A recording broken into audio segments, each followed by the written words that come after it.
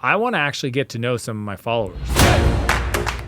It's literally the psychology of the entrepreneur. You guys hold on to stuff. Let it go. How was it having me as a son as a teenager? It's a new day. We're just in the office and we're going to the mastermind event for PT domination. All right, guess who's here? Yay, your favorite person. Why does it smell like that in here? It smells like teenagers in here. All right, add to the list. Man, I'm trying. I love this. You guys can call it there.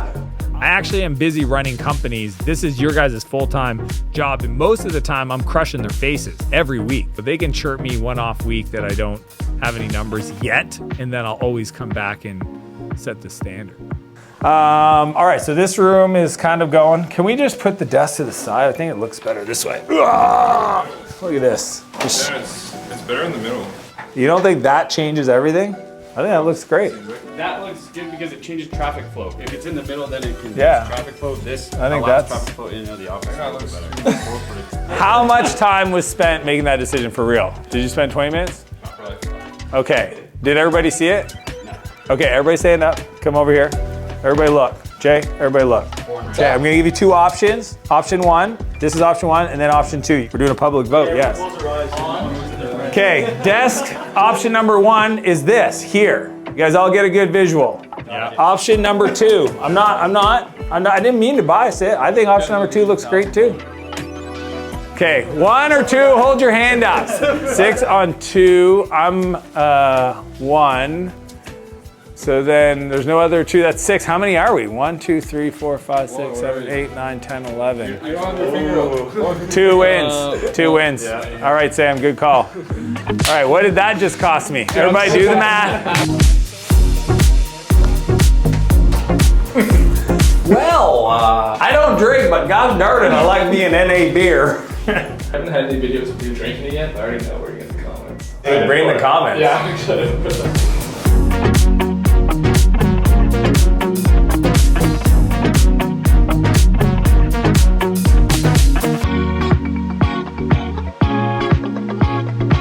Cool is about in this city where I live, there's a bunch of online influencers and we all kind of know each other, but Cole and Brian, I actually coach privately one-on-one, and they were doing an event for their high-end clients and they just asked me if I wanted to come speak, and that's an easy yes. I mean, anybody that's doing cool things online and holding a group of people together, if they need me to show up and share some thoughts, I'm always there.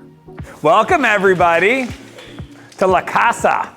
Today, Brian asked me to talk about a few things, but specifically how to transition from working in the business and on the business. Does that make sense? Most people don't know this, but if you actually grab a bunch of accountants and analyze their clients' books, you would actually see these natural financial breakpoints. But there is a natural financial breakpoint at 300,000, another one at $1 million, another one at 3 million, another one at 10 million, 30 million, and 100 million.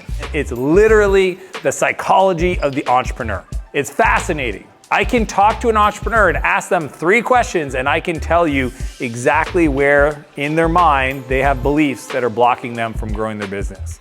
So for us to grow, we need to understand what are the skills we have to develop to get to the next level. The skill that you have to develop to grow past being just somebody who sells a thing. Yeah, okay, and this one doesn't work. So this is, you know what, it's so funny, my life, as long as there's content being created, I'm okay.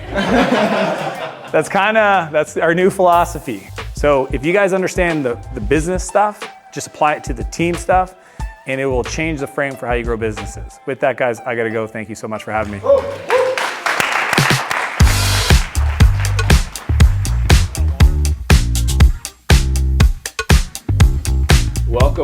Welcome, everybody. Welcome to this week's Elite Entrepreneurship Call. I'm gonna ask everybody, as it pertains to creating systems in your business, what is the hardest part for you? I wanna hear from everybody in the chat. This is you, okay? Here's what needs to be true for you to have mediocre growth is 50% of your calendar will be old stuff you're doing today, but 50% will have to be new. Most people don't realize this, but I can tell just based on your calendar if you're gonna be able to grow your business, because if you are spending all your time doing the same stuff you used to do before, you're never gonna grow. Most entrepreneurs will have a hard time with understanding how I work, but because I have so many different companies and different projects that I'm starting, the only way that I can do things is give people 100% of the outcome. We're gonna role play. You guys like the real-time stuff? You guys find that fun? All right, cool, come here. This is Lowen, okay? They're all asking me about the new vlog and how we create content. I really like Lowen. He's a really awesome person. Now, when he started the vlog, this is how the conversation went. You own the vlog. Okay. Who owns the vlog, Lowen? Lowen. Okay. Do I own the vlog? No, Lowen. Do you own the vlog? Lowen does. Okay. We're gonna launch a channel. It's gonna be awesome. It's gonna be great. People are gonna love it. They're gonna leave a lot of comments and you're gonna grow it. Yep.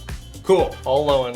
Lowen, how much did I tell you how to shoot, where to shoot, blah, blah, blah, blah, blah? Nope, not one single thing. I don't tell people how to do their job. Who owns the playbook for the vlog? Lowen. You guys hold on to stuff. Let it go. If I screamed to the whole team, who owns the vlog, they would all go, Lowen! And they rally behind him. That's what y'all need to do. Cool?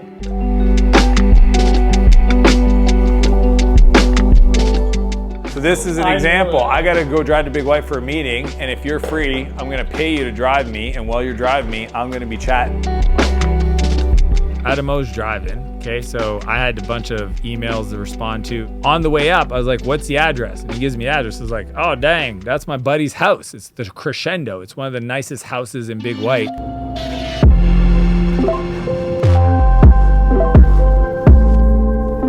Our events person, Jasmine, saw it and ended up renting it for the whole team offsite because it fits it was just like the perfect setting to do not only strategic planning, but also a review and have space for people to connect. What is up, you beautiful entrepreneurs, you? This is the Monday Morning Mindset, but obviously I'm not at my desk. I am here in Big White. We are doing year-end get-together planning strategy. I figured I'm gonna teach you guys some very cool mindset giver concepts, but while I'm doing that, I'm gonna show you around.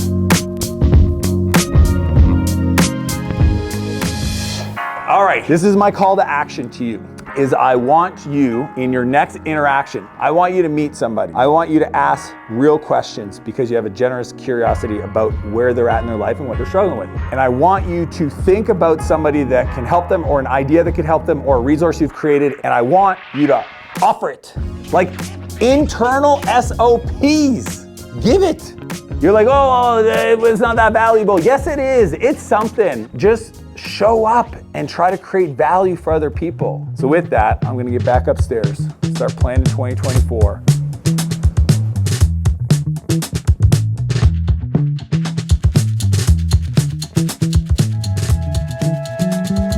What's up, everybody?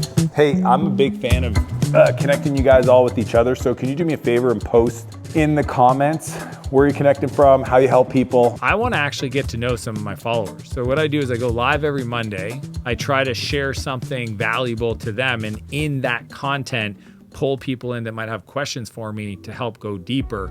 Quick intro, and then how can I help?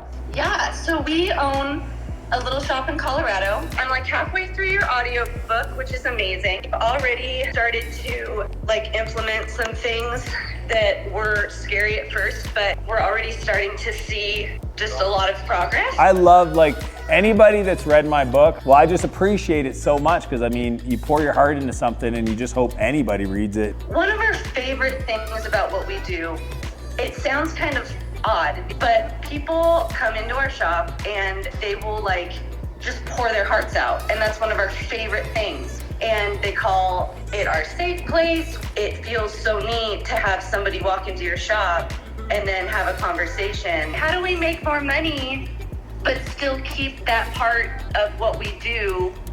Does that make sense? I don't know. Those questions that they're having is actually for everybody else. So when they ask me the specific questions, I actually answer it for everybody else watching. Here's what I'll invite you to consider. So the store meets the market where they have a transaction to be occurred. Somebody needs to buy a candle, they go to your store, they buy a candle, okay? Yeah. But they can buy a candle anywhere. What makes your store special is the soul, it's the spirit, it's you. And I love that you're experiencing that people feel comfortable to come to share stuff that they probably do not share at Walmart. Yeah. So then what you got to do is you got to align that with the commerce part of it. So what I would encourage you to do is every piece of work that you have, that you create content telling the story behind it. The way you increase your reach is not to talk necessarily about candles and art and stuff, because that's not what people connect with. It's telling the story and helping the part that's on the humanity side of it. Does that help? Okay. Awesome, man. It's so nice meeting you. Will, say hi to Will. All the best. Later, guys. And I actually think that it's very spiritual. Like I honestly believe that many of those people ended up opening up their phone at the right time to be on live, to ask me those questions so that I could be there for them and also inspire the content for everybody else. I've got to bounce because my battery's about to die and I've got meetings in about an hour, so I got to hit the road. Appreciate all of you guys. Hope you have an amazing rest of the day. Thank you for being part of this community. I appreciate all of you guys, all the support on the book. So have an amazing day and we'll talk soon. Peace. Later, everybody.